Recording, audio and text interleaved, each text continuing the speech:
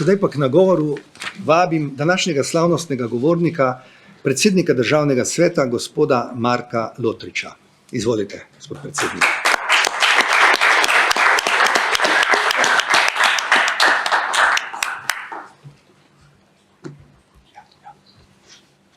Spoštovana predsednica Državnega zbora, magistra Urška Klakočar Zupančič, spoštovani predsednik Društva poslancev 90, Marjan Podobnik, spoštovana Bojana Piv Križnar in Tomo Križnar, cenjeni člani Društva poslancev, visoki gostje, dame in gospodje. Veliko čast mi je, da vas lahko nagovorim v drugem domu slovenskega parlamenta in prvem domu civilne družbe.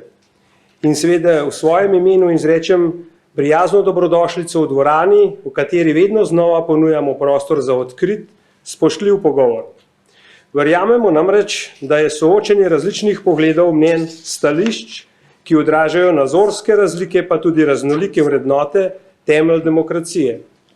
Demokracije, kot jo v Sloveniji živimo danes, pa ne bi bilo, če ne bi bili politiki v prelomnih časih dovolj modri, da ste in so doumeli, da je za enotnost naroda, za uspeh na plebiscitu ključna enotnost politike.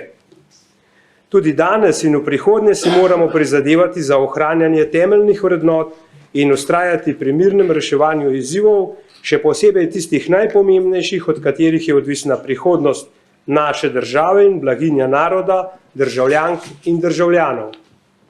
Spoštovani, dovolite mi, da se vam v tej priložnosti, namenjeni počastitvi Dneva državnosti, na prvem mestu zahvalim za izjemen prispevek v zahtevnih časih. Tako v času osamosvajanja, ko so se sanje in želje po samostojni državi, ki so stoletja tlele v srcih naših rojakov, prelevile v dejanje za dosego cilja, kot v času pogajanj za članstvo v Evropski uniji, ki so nas uspešno pridružila skupnosti, kateri prvi plemeniti cilj je bil, da mora ostati zagotavljanje miru in blaginje na kontinentu.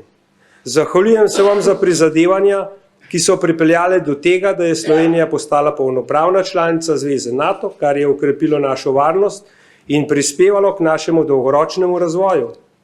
Uspehov je bilo veliko, naštel sem le nekatere, brez dvoma pa smo največje izmed njih dosegli, ko smo bili enotni. Takrat, ko sta bila cilj in zavedanje njegovega pomena za narod večja, kot so bili parcialni interesi posameznikov in posameznih političnih strank. Iz tega zavedanja moramo črpati navdih tudi danes in v prihodnosti. Kljub mnogim uspehom, ki smo jih dosegli v 32 letih od osamosvojitve, moramo ugotoviti, da smo bili doslej neuspešni pri uresničitvi 143. člena Ustave Republike Slovenije. Na vseh nas, tako na nekaterih poslancih, kot na sedanjih poslancih v Državnem zboru, na preteklih in sedanjih članih Vlad Republike Slovenije, na nekaterih in sedanjih svetnikih v Državnem svetu, na funkcionarjih, ki so nam ljudje zaupali, da jih zastopamo, je, da spoštujemo in uresničujemo ustavne določbe. Državni svet verjame, da bi z ustanovitvijo pokrajin izboljšali razvojne potenciale vseh delov Slovenije, tako umeščanje v prostor, kot črpanje evropskih sredstev, namenjenih regionalnemu razvoju. Državni svet verjame, da so pokrajine ključne za enakomeren razvoj Slovenije, za ohranjanje poseljenega podeželja, za krajše kolone na cestah, s tem pa tudi več časa za družino, ki je osnovna celica vsake skupnosti, za dobrobit državljank in državljanov in si zato tudi aktivno prizadeva za uvedbo druge ravni lokalne samouprave pokrajin. Državljanke in državljani so nam zaupali mandat, ker so verjeli, da si bomo prizadevali za njihovo blaginjo in prav je, da njihovo zaupanje upravičimo. V Državnem svetu zato menimo, da moramo s pravo mero modrosti uvesti pokrajine in s tem uresničiti določbe, ki smo si jih z ustavo sami določili. Na tem mestu, spoštovani, vas prosim za pomoč. Današnja prireditev ima tudi dobrodelno noto. Slovenci smo znani po tem, da smo radodarni ljudje. Naj si gre za bolne otroke, družine, ki se znajdejo v stiski, deprivilegirane posameznike ali skupine, vedno radi darujemo. Aktivirali smo se v času epidemije. Množično smo pomagali beguncem iz Ukrajine, bodi si z darovanimi sredstvi, bodi si z dobrodelnimi deli na terenu, med begunci in med bolnimi. Svet je majhen, na to nas, če že kaj drugega ne, občasno spomni puščavski pesek, ki ga veter prinese vse do nas. Zahvaljujem se vama, spoštovana gospa in gospod Križnar, da sta danes v dvorano Državnega sveta prinesla opomin, da je bolečina kogarkoli na tem majhnem svetu tudi naša bolečina in da je veselja kogarkoli tudi naše veselje.